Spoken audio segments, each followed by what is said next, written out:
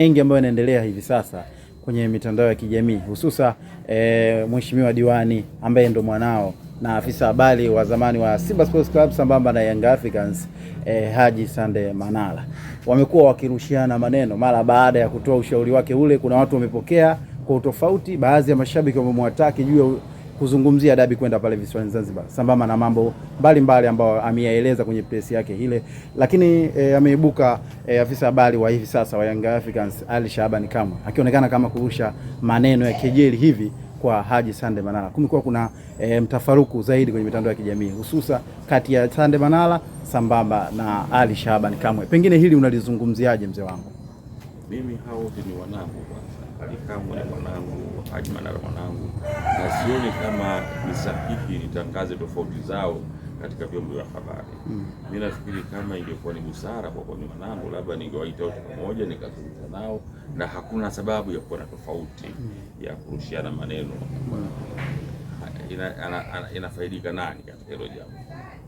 Mimi sina tabia ya kuzungumza habari ya ugomvi wa watu wengine, mimi nikawa msemaji wa ugomvi wao. Pengine labda kwa jinsi ambavyo umetazama labda na ulivyofuatilia kwenye ile press ya Haji Sande Manara, pengine kuna namna labda alimgusa Ali Shaban Kamwe ndio imetokea yeye kupaniki na kuweza kumjibu kwenye mitandao ya kijamii. Mimi hata hizo kauli za Haji na Ali Kamwe kwanza sijawahi kuzisikia, na sitaki ile jambo nilisimamie mimi kama mzazi nizungumzia habari ya Ali Kamwe na Haji wanaposhana. Itakuwa mpuuzi na mimi. Mimi nazungumzia masuala na kuhusu mimi ni mpira, na ukitaka kuniuliza masuala ya mpira niulize, lakini ya ugomvi wa mtu huyu na huyu mimi hainihusu kabisa. Ulikuwa unashauri nini kwenye swala hili, labda ushauri wako, kwa sababu pengine kuna wengine kila mmoja amelipokea kwa mapokeo yake mara baada ya kuona maneno ya huku na huku, wengine wanaamini moja kwa moja. Ushauri wako kwenye hili ni upi na unawaambia nini wana? Mara nyingine tena siko tayari kuzungumzia habari ya Haji Manara na Ali Kamwe katika matatizo ya mazungumzo yao. Mimi nazungumzia mambo yanayohusu mpira, wala siko tayari, sio kwa Haji tu na Ali Kamwe, lakini hata kwa mtu yote mwingine kuzungumzia habari ya ugomvi wa huyu na huyu. Sina tabia hiyo. Mimi nazungumzia vitu vinakasaba na mimi mpira basi. Haji Sande Manara alitoa ushauri kwa vilabu hapa nyumbani Tanzania kwamba si kila, na ametoa ushauri huo zaidi kwa klabu yake ya Yanga, akidai kwamba si kila dirisha la usajili wanapaswa kusajili lundo la wachezaji, lakini baadhi ya watu, baadhi ya mashabiki wameibuka na kudai kwamba ushauri huo haupo sawa sawa. Wewe kwa mtazamo wako, umekuwa Yanga kwa muda mrefu, umecheza vilabu mbalimbali Tanzania, nje ya Tanzania, upoje? Mimi nakubaliana na kauli ya Haji. Kubadilisha wachezaji 6-7 rhythm ya timu, sio kujenga timu. Tunatengeneza wachezaji wapya wa 8-9. Timu inahitaji maelewano. Tumeshindwa kufanya vizuri katika mashindano haya ni kwa sababu ya uwezo wetu wa timu yetu kuelewana ndani ya uwanja wanaposhiriki mpira umepungua sana.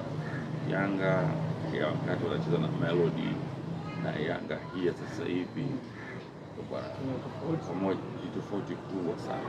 Kuondoa wachezaji muhimu, mfano kuondoka kwa sio siri, kuondoka kwa mchezaji wetu katikati pale nani Aucho kupunguza uwezo wetu wa timu kwa asilimia kubwa. Watu wanasema Aucho mzee, unaingia kule mpira wanasema kuna mbadala, lakini kweli anaweza kuwa mbadala yuko, lakini sio mwenye uwezo wa maelewano kama alikuwa na Aucho na timu nzima pale kati. Kwa mpira ukifika katikati pale Yanga tunapumzika, lakini sasa hivi nimehesabu mimi kazi zinazopotea Yanga ovyo ni za ajabu sana. Kwa maana pengo la Hadija Aucho bado Yanga hajapata hajapata. Na si rahisi, kwa sababu unajua hata wachezaji wenyewe wana namna zao za kuzoeana katika mtu wa pasi na kufikiriana, huyu atafanya hivi kwa sababu atafanya hivi. Sasa hili jambo halipo katika Yanga sasa hivi, na Simba limekuwa linaumiza sana hilo bila wao kujua.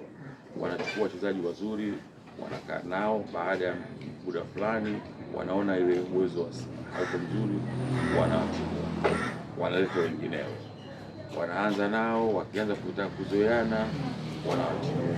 Matokeo yake imekuwa timu kwa tunaona Misri pale, tumeona Senegal, kwa mtu anajua mpira aliweza kuyasadikisha ama ninasema namna gani mambo yanavyopatikana ni kwa sababu ya nguvu ya maelewano ya muda mrefu, sio ya maelewano ya kukusanya wachezaji kwa sababu wewe upate pesa au upate marufu umeleta huyu. Hapana, kwa sababu timu inahitaji maelewano ya ziada kutengeneza timu. Hiyo msemaji katika hili yuko sahihi.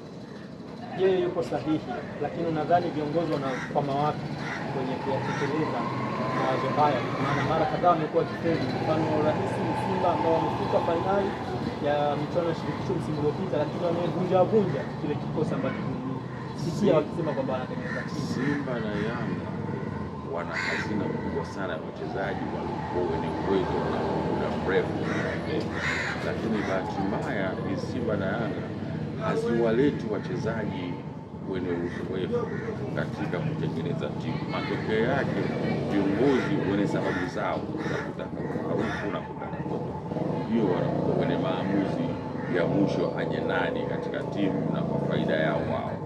Hili ni kosa ambalo tumekuwa nalo kudumu sana. Hebu angalia wachezaji waliopita Simba mfano wake kwa muda wa miaka mitatu, miaka minne. Kwa kila anatoka pale akienda nje huko mchezaji mzuri, lakini alipokuwa Simba alikufukuza.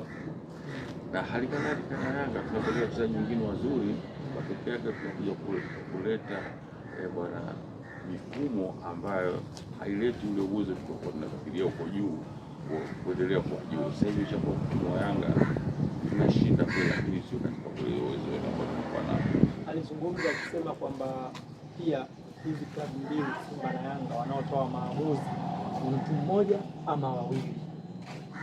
Hilo linaweza kuwa ni nzuri au baya, lakini kubwa ni kwamba hivi huyo mtu mmoja au wawili uelewa wake wa mpira ni kiasi gani, kwa sababu ya nguvu zake za pesa atakalotaka yeye ndio linakuwa hilo, lakini sio kwa uwezo wa mpira.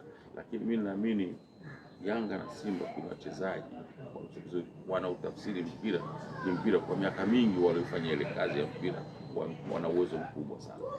Simba, Yanga, Azam pamoja na Singida wamefeli kwenye michuano ya kimataifa.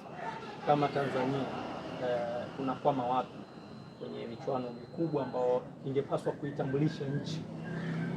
Hayo nilosema ndio majibu sahihi, kwamba uelewano ndani ya uwanja wa mpira. Tumeiona Singida, tumeiona Azam na Yanga na Simba, alafu tumeziona timu zingine zenye uwezo kama vile za Misri, za Morocco, namna gani pasi zinapokwenda, namna gani goli linapotafutwa, namna wanapokaba. Sasa sisi ule uwezo ule hatufikii.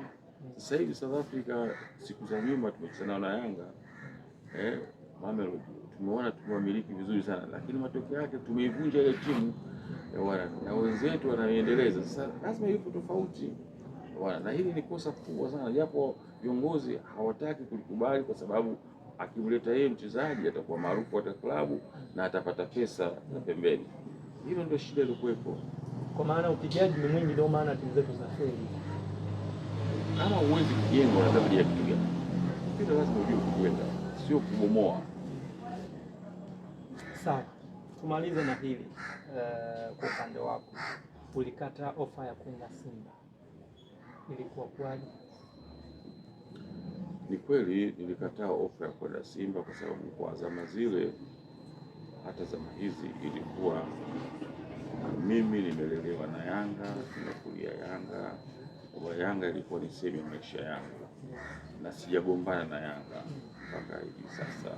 Kwa hiyo sikuwa mtumwa tu wa swala la pesa, lakini nilikuwa na utu wangu na heshima yangu na watu wangu tumewazoea, si kama nachukia. Lakini Simba hakuwa adui zangu, rafiki yangu mpenzi ni Kibadeni na yeye alikuwa Simba, lakini na yeye vile aliona hawezi kuja Yanga sababu huo ndio utamaduni ambao tulikuwa nao.